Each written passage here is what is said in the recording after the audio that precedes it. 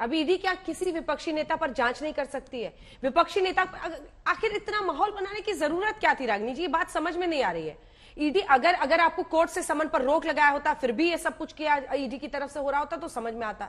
सारे नेता कूद गए। आपको याद है पिछली बार राहुल गांधी ने या आपकी पार्टी ने महंगाई के मुद्दे पर, बेरोजगारी के मुद्दे पर इतना बड़ा आंदोलन कब किया था? अगर नहीं होगा तो मैं याद दिला दूंगी। मैं आपको सिलसिलेवार तरीके से जवाब देती हूँ। सबसे पहली बात तो मैं भाजपा के प्रवक्ता को कह दूं कि जनता को मूर्ख शायद वो समझते होंगे, हम जनता को जनार्दन समझते हैं, तो इसीलिए इस तरीके की बात कांग्रेस के हवाले से मत करिए।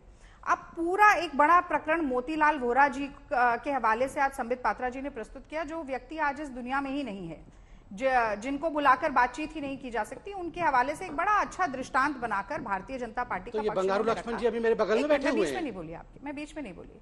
लेकिन मुझे एक बात आप ये बता दीजिए कि 1937 में नेशनल हेरल्ड की पेपर की स्थापना हुई, एसोसिएट जर्नल्स की स्थापना हुई और वो अखबार छपना शुरू हुआ। एक ऐसा अखबार जो स्वतंत्रता संग्राम में भारत की जनता की आवाज को बुलंद करने के लिए बनाया गया। और इसके संस्थापक कौन थे? सारे कांग्रेस पार्टी के नेता, पंडित जवाहरलाल नेहरू, सरदार पटेल, आचार्य नरेंद्र देव, पुरुषोत्तम टंडन जी, सब कांग्रेस के नेता। तो अगर आज उस अखबार को बचाने के लिए तत्कालीन कांग्रेस के नेताओं को एक नई कंपनी बनाकर शेयर होल्डर बनाया गया है, तो भारतीय जनता पार्टी के पेट में क्यों दर्द हो रहा है? आपको शेयर होल्डर बना देते। उन लोगों को जो माफी मांग रहे थे अंग्रेजों के साथ, स्वतंत्रता संग्राम से बचकर भाग रहे थे, माफीनामे लिखकर नाक रगड़ रहे थे, आप लोगों को बना देते क्या? भाई कांग्रेस पार्टी के नेताओं के और उस समय के स्वाधीनता संग्राम के नेताओं के पास शेयर थे, अब कांग्रेस पार्टी के पास शेयर हैं और उन शेयर को हम इस्तेमाल ही नहीं कर सकते किसी व्यक्तिगत तौर पर। तो इस तरीके से आपका आरोप जो है वो पूरी तरीके से खारिज होता है। मैं संबित जी से जवाब ले रही हूँ, लेकिन मेरे सवाल का आपने जवाब नहीं दिया। दे रही हूँ ना। मैंने क्या पूछा? आपने पिछली बार महंगाई के मुद्दे पर कांग्रेस पार्टी कब सड़कों पर निकली? आपने किसानों के मुद्दे पर राहुल गांधी जी को ट्रैक्टर चलाते हुए देखा था अंजना जी? वही मैं कह रही हूँ, संसद के आसपास देखा था। संसद के आसपास एक बार वो साइकिल पर भी चढ़ के महंगाई के मुद्दे पर। आपको ये लगता है कि आज सड़क पर मार्च करना, ईडी के दफ्तर में आज भी राहुल गांधी अभी भी सवालों के जवाब दे रहे हैं, अकेले बैठकर दे रहे हैं। और डर अगर किसी को लगता है तो भारतीय जनता पार्टी को लगता है, क्योंकि एक नेता है विपक्ष का जो महंगाई पर भी सवाल पूछता है, जो कोरोना पर भी सवाल पूछता है, जो बेरोजगारी पर भी सवाल पूछता है, जो महिलाओं की सुरक्षा पर भी सवाल पूछता है, देश की संप्रभुता पर भी सवाल पूछता है। संबित जी जवाब दीजिए। भारतीय जनता पार्टी, एक मिनट मुझे पूरा करने दीजिए। ठीक है, पूरा कर। आप मुझे बताइए कि क्या अडवाणी जी का नाम हवाला पूरा कर रही है, लास्ट लाइन की डायरी में था, क्या उनके ऊपर ईडी का सम्मन आया? येदुरप्पा जी के लिए तो खुद अमित शाह जी के मुंह से निकल गया था कि सबसे बड़े भ्रष्टाचारी येदुरप्पा जी हैं, साथ में बैठे हुए थे। क्या येदुरप्पा जी के ऊपर कोई ईडी का सम्मन आया? आप जांच एजेंसी को अपने राजनीतिक स्वार्थ सिद्धि का माध्यम बनाएंगे और आप खुद 144 की धारा लगाएंगे, कांग्रेस के कार्यकर्ताओं को आप दफ्तर में नहीं जाने से रोक देंगे और उसके बाद आपको लगेगा कि राहुल गांधी को आप बसपा को डरा सकते हैं ईडी का डर दिखाकर। पर राहुल गांधी छाती ठोक कर खड़े होकर कहते हैं कि भारत माँ का 1 रुपया मैंने नहीं लिया।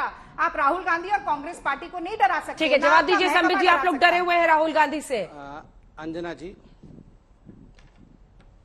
मतलब अजीब ही है, मुझे समझ में नहीं आता है। हम डरे हुए हैं, फिर लोकतंत्र खतरा में है, पहले डिसाइड हो जाए कौन डरा हुआ है, उसके बाद ये डिबेट होगा। मगर मैं तानाशाह डरे हुए होते हैं संबित पात्रा जी, इसीलिए लोकतंत्र का हनन करते हैं, इसीलिए सत्ता का दुरुपयोग करते हैं, क्योंकि तानाशाह कमजोर, बुज़दिल और डरा हुआ। संबित जी पूरा कृपया करके विषय पे ठीक। देखिए अंजना जी, अभी कांग्रेस के प्रवक्ता ने कहा ये कांग्रेस के नेताओं का शेयर होल्डिंग था। अब मैं तथ्य रखूंगा, ध्यान से सुनिएगा। जब 1937 में ये एजेएल शुरू हुआ था, जो कि नेशनल हेराल्ड छापती थी, कौमी आवाज छापती थी, नवजीवन छापती थी, 5000 स्वतंत्रता सेनानियों के पास उनका शेयर होल्डिंग था, उन्होंने डोनेशन दिया था। कालक्रम 2008 में जब ये पूरा विषय बंद हुआ, उस समय 1057 शेयर होल्डर्स थे। आप देखिए 2 शेयर होल्डर्स ने कंप्लेंट किया है, और कौन है वो कंप्लेनेंट जिन्होंने कांग्रेस के और यंग इंडिया के खिलाफ कंप्लेंट किया है?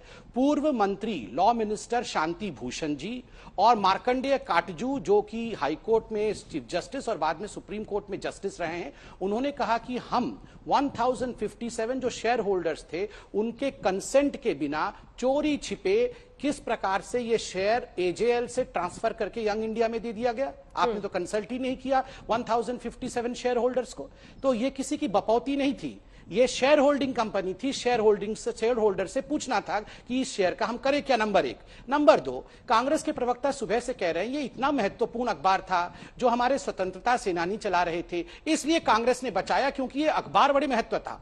आपके आर्काइव से निकालिए और आपके रिपोर्टर्स को बोलिए कि प्लीज इस विषय को दिखाए जो राहुल गांधी ने बाइट दिया था। मुझे लगता है आज तक के ही किसी पत्रकार ने पूछा था कि what is the plan to revive the National Herald, तो राहुल गांधी ने क्या कहा था? राहुल गांधी ने कहा था कि we will not run any newspaper, हम न्यूज़पेपर नहीं चलाएंगे, नेशनल हेराल्ड को, नवजीवन को और कौमी आवाज को हम रिवाइव नहीं करेंगे क्योंकि एजेएल अब एक कॉमर्शियल एंटिटी है, हम रिवाइव नहीं करेंगे। ये बाइट दिखा दीजिए, एक प्रॉफिट के रूप में अखबार के नाते हम उसे रिवाइव नहीं करने वाले हैं। और सबसे बड़ा विषय है, आप बिना शेयर होल्डर के अनुमति के आप शेयर को ट्रांसफर कर सकते हैं क्या? नहीं किया, इसीलिए तो सुप्रीम कोर्ट कह रही है कि जांच एक लॉजिकल कंक्लूजन तक जाना चाहिए। क्या सुप्रीम कोर्ट गांधी परिवार को डरा रही है? नहीं, ये अंग्रेजों से हमने लड़ा, फलाना हम कर रहे थे, ढिकड़ा हम कर देंगे, इसलिए ईडी से हमारी पूछताछ नहीं हो। आप बताइए, ये कोई बहाना है? वो काला अंग्रेज वाली बात आ भी गई है, एक बार रागिनी जी सुना देते हैं जिस नारेबाजी का जिक्र पहले भी हो रहा था। प्रमोद तिवारी क्या कह रहे हैं सुनिए, फिर इस पर सवाल जवाब करें।